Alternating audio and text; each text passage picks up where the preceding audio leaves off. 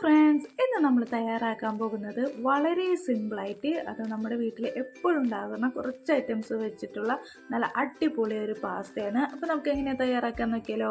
ആദ്യമായി ഞാനിവിടെ പാസ്ത വേവിക്കാനായിട്ട് വെള്ളം ചൂടാക്കാനായിട്ട് വെക്കുക കേട്ടോ. അപ്പോൾ നമ്മൾ എത്രയാണോ പാസ്ത എടുക്കണേ അതിനനുസരിച്ച് അത് വേവാൻ ആവശ്യമായിട്ടുള്ള വെള്ളം നമുക്ക് ആദ്യം തന്നെ ഒരു പാനിലേക്ക് ഒഴിച്ചു കൊടുത്തിട്ട് അതൊന്ന് ചൂടാക്കാനായിട്ട് വെക്കാം. ഇതിലേക്ക് നമുക്ക് ആവശ്യത്തിന് ഉപ്പും അതുപോലെ തന്നെ നമുക്ക് പാസ്ത വെന്ത് കഴിയുമ്പോൾ ഒന്നിനോട് ഒട്ടിപ്പിടിക്കാതിരിക്കാനായിട്ട് നമുക്കിതിലേക്ക് ഏതെങ്കിലും ഒരു വെജിറ്റബിൾ ഓയിൽ, അധികം സ്മെല്ലില്ലാത്ത ഏതെങ്കിലും ഒരു ഓയിൽ ഇട്ടിട്ട് ഒന്ന് ആ വെള്ളത്തിന് നല്ല രീതിയിലൊന്ന് വെട്ടി തിളപ്പിച്ചെടുക്കാം കേട്ടോ. അപ്പോൾ ആ വെള്ളം ഒന്ന് തിളച്ച് നല്ല രീതിയിൽ വരുമ്പോൾ നമ്മുടെ പാസ്തയോ മാക്രോണിയോ ആയിട്ട് നിങ്ങളുടെ കയ്യിലുള്ളതെന്ന് വെച്ചാൽ അതും കൂടി ഇതിൽ ഇട്ട് കൊടുത്തിട്ട് ജസ്റ്റ് ഒന്ന് ഇളക്കി കൊടുക്കുക. ഒന്നിനോട് വിട്ട് കിടക്കുന്ന രീതിയിൽ ഒന്ന് കൊടുത്തതിന് ശേഷം ഒന്ന് അടച്ചു വെച്ച് ഒരു 5 മിനിറ്റ് തന്നെ വേവിച്ച് കഴിയുമ്പോഴേക്കും നല്ല രീതിയിൽ നമുക്ക് വെന്ത് കിട്ടും കേട്ടോ. ഇനി നമുക്കിതിനെ വെള്ളമൊന്നും ഇല്ലാണ്ട് ഇതിനെ മാറ്റിയിട്ട് ഒന്ന് പച്ചവെള്ളത്തിൽ ഒന്ന് കഴുകിയിട്ട് കുറച്ച് ഓയിലും കൂടി ഒഴിച്ചൊന്ന് നമുക്ക് മാറ്റി വയ്ക്കാം. ഇനി നമുക്ക് ഇതിലേക്ക് കുറച്ച് മസാല തയ്യാറാക്കി എടുക്കാനായിട്ട് ഒരു പാന് ഞാനിവിടെ ചൂടാക്കാൻ വെച്ചിട്ടുണ്ട്. ഇതിലേക്ക് ഞാൻ ഒരു 1/2 സ്പൂണോളം ബട്ടറാണ് ചേർത്ത് കൊടുത്തിരിക്കുന്നത്. പിന്നെ ഇതിലേക്ക് കുറച്ച് വെജിറ്റബിൾ ഓയിലും കൂടി ചേർത്ത് കൊടുക്കുന്നുണ്ട് കേട്ടോ. പിന്നെ ഒരു ഫ്ലേവറിനായിട്ട് ഒരു 3 അല്ലി വെളുത്തുള്ളി നല്ല ചെറുതാക്കി ചോപ്പ് ചെയ്തത് ഇട്ട് കൊടുത്ത് ഒന്ന് സോട്ട് ചെയ്യുന്നുണ്ട്.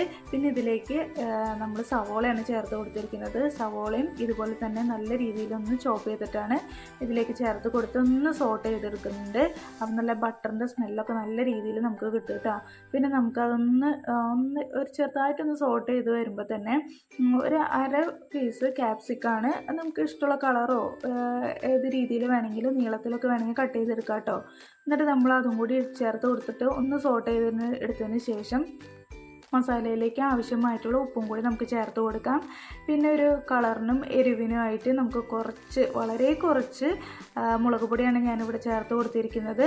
ഒരു മീഡിയം ഫ്ലെയിമിലിട്ടിട്ട് മുളക് പൊടിയുടെ പച്ചക്കുത്തൊന്ന് മാറിക്കഴിയുമ്പോൾ ഒരു 1/4 സ്പൂണോളം മല്ലിപ്പൊടിയാണ് ചേർത്ത് കൊടുത്തിരിക്കുന്നത്. അത് ഇതിലേക്ക് ഒന്ന് ഇട്ടിട്ട് നല്ല രീതിയിൽ നമുക്ക് ഇളക്കി യോജിപ്പിക്കാം കേട്ടോ. ഇനി നമുക്ക് ഇതിലേക്ക് അടുത്തതായിട്ട് ചേർത്ത് കൊടുക്കുന്നത് ഒരു മീഡിയം സൈസിലുള്ള തക്കാളിയാണ്. നല്ല പഴുത്ത തക്കാളിയാണ് കേട്ടോ. അതും കൂടി ചേർത്ത് കൊടുത്തിട്ട് നമുക്ക് തക്കാളീനെ നല്ല രീതിയിലൊന്ന് വേവിച്ചെടുക്കാം. എല്ലാ രീതിയിലേക്കും ഉപ്പും മുളകൊക്കെ ആവണ രീതിയിൽ നല്ല രീതിയിൽ ഇളക്കി വെച്ചിട്ട് നമുക്കൊന്ന് മൂടി വെച്ചിട്ട് തക്കാളീനെ നല്ല രീതിയിലൊന്ന് മെൽറ്റ് ചെയ്തെടുക്കാം. ഇപ്പോൾ ഇവിടെ നല്ല രീതിയിൽ നമുക്കൊന്ന് തക്കാളി വെന്ത് കിട്ടിയിട്ടുണ്ട് കേട്ടോ.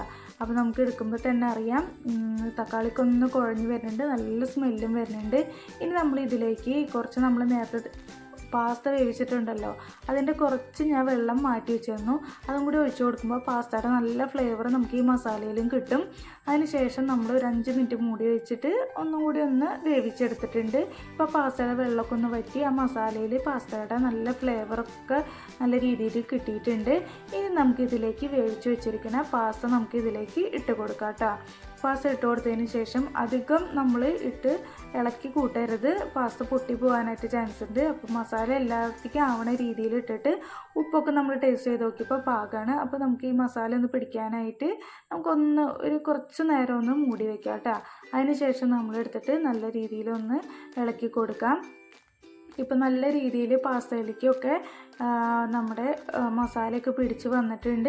ഇനി നമുക്കിതിലേക്ക് ഏകദേശം ഒരു കോഴിമുട്ടയാണ് ഞാനിവിടെ എടുത്തിരിക്കുന്നത്. പാസ്ത എടുക്കണതിൻ്റെ ക്വാണ്ടിറ്റിക്ക് അനുസരിച്ച് നമുക്ക് മുട്ടയുടെ എണ്ണത്തിൽ കൂട്ടും കുറുക്കുകയൊക്കെ ചെയ്യാം കേട്ടോ. ഞാനിവിടെ ഒരു മുട്ട എടുത്തിട്ടുള്ളൂ. അതിലേക്ക് കുറച്ച് ഉപ്പും അതുപോലെ തന്നെ കുരുമുളക് പൊടി ഇട്ടിട്ട് നല്ല രീതിയിലൊന്ന് മിക്സ് ചെയ്തെടുത്തതാണ്. അത് നമ്മുടെ പാത്രത്തിൻ്റെ സൈഡിൽ തന്നെ ഒഴിച്ചെടുത്ത് പകുതി വേവാകുമ്പോഴേ നമുക്ക് ഈ പാസ്തയിലേക്ക് കൂട്ടി യോജിപ്പിച്ച് ഇളക്കാനായിട്ട് പാടുള്ളൂ കേട്ടോ. ഇപ്പോൾ ഈ ഒരു പരുവത്തിൽ എത്തിയപ്പോൾ തന്നെ ഞാൻ പാസ്തയുടെ എല്ലാ ഭാഗത്തേക്കും എത്തുന്ന രീതിയിൽ നല്ല രീതിയിലൊന്ന് ഇളക്കി കൊടുത്തിട്ടുണ്ട്. ഇനി നമുക്ക് മുട്ടയൊക്കെ ആ പാസ്തയിലേക്ക് ഒന്ന് പിടിച്ച് കിട്ടണം. അപ്പോൾ അതിനായിട്ട് സിമ്മിൽ തന്നെ ഇട്ടിട്ട് കുറച്ച് നേരം നമുക്കൊന്ന് മൂടി വയ്ക്കാം. ഇപ്പോൾ നമ്മൾ അടിപൊളിയായിട്ടുള്ള പാസ്ത ഇവിടെ തയ്യാറായിട്ടുണ്ട്. അപ്പോൾ എല്ലാവരും ഒന്ന് ട്രൈ